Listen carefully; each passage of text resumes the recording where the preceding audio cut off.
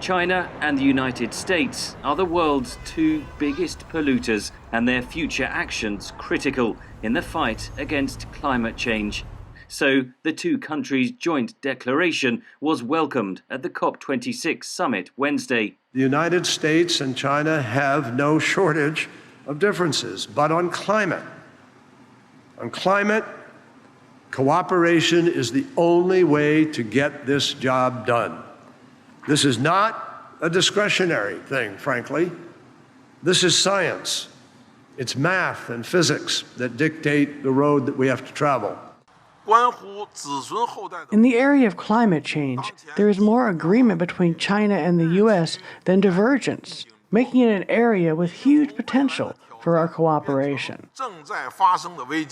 Among the pledges were cooperation on controlling methane emissions, tackling illegal deforestation, enhancing renewable energy generation, and speeding up financial support for poorer nations. But the declaration did not include specific dates or targets.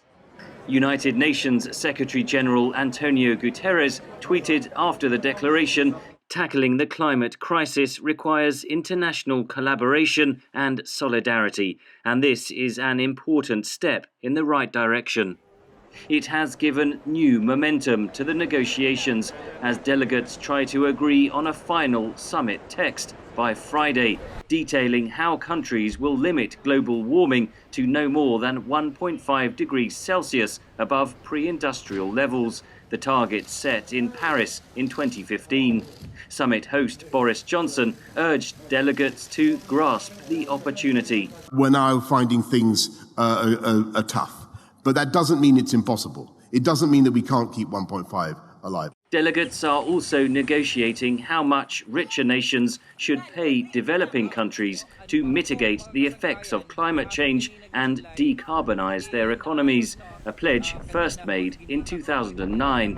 And it's very frustrating to see countries that have spent 6 years conspicuously patting themselves on the back for signing that promissory note in Paris, quietly edging towards default now that vulnerable nations and future generations are demanding payment here now in Glasgow. The first draft text published Wednesday urges countries to revisit and strengthen their emissions cutting targets before the end of 2022.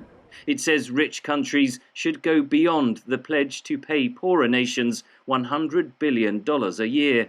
And it calls on governments to phase out coal and fossil fuels, but with no fixed dates.